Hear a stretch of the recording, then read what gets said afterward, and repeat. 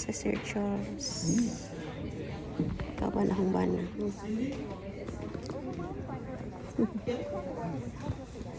Nami dahil. Gahulat. Ano sa tuwagon. Ay, galing na kami sa port. Andito na naman kami sa Joondalup. Kasi dito talaga kami very comfortable kumakain. Kasi alam namin kung saan kami pupunta. Sa city kasi hindi namin alam kung saan kami pupunta. Kaya dito, yung favorite ko, yung Thai na kainan, Thai foods, yan ang gusto ko. Yung asawa ko naman sa baba, doon ko rin order ng coffee kasi yung coffee nila doon masarap kasi dito. Iba-iba kasing klaseng barista eh. May mga barista na masarap pagtimpla ng kami, may mga barista na parang bahay lang, parang ganyan. Pero dun sa baba masarap kaya ito, andito ko, Thai time, it's land. Ito, hindi pa wala pa yung pagkain. So, inaantay ko lang. Malapit lang magsara kasi I think here the shopping center will close at 6 o'clock. So, kung kakain kami dito na itong mga kainan siguro matagal pa ito. Ewan ko, di ko alam kasi usually pumupunta kami dito hanggang alas 3 lang uuwi na kami. Ito kasi galing kami work so hindi kami familiar sa mga kainan doon. It's very traffic kaya ayaw namin. Nahirapan kami at saka ang hirap mag-parking. So bumalik na lang kami dito sa after our appointment. Bumalik na lang kami dito sa Joondalup, which is very easy for us to park. Kasi alam na namin kung asan kami pupunta.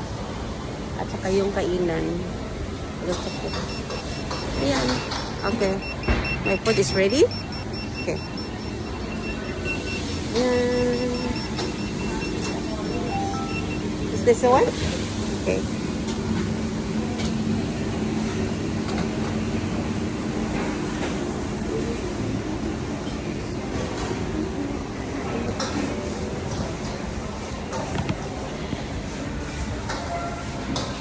Ito ang in-order ko.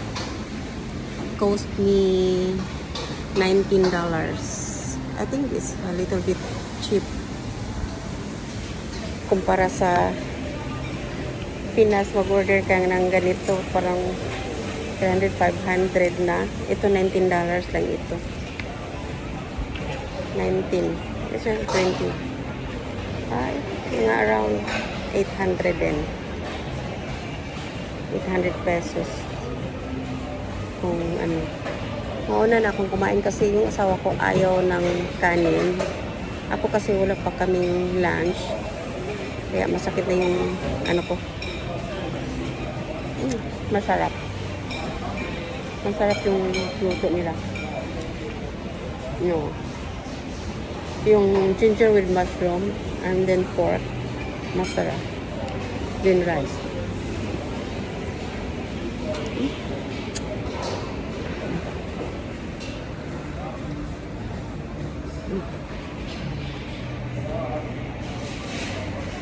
Yung asawa ko, ang gusto niya yung wrap, chicken wrap, mga ganyan. Hindi niya gusto yung mga ganito. Ako naman, okay lang naman ako sa chicken wrap. Yung mga pero ngayon gusto kumain rice. Nagutom kasi ako.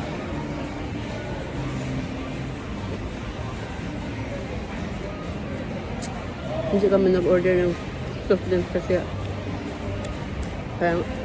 healthy yung health namin, so tubig na lang at saka kape. Yung mocha yung sa akin. Kakain mo na ako. Bye bye.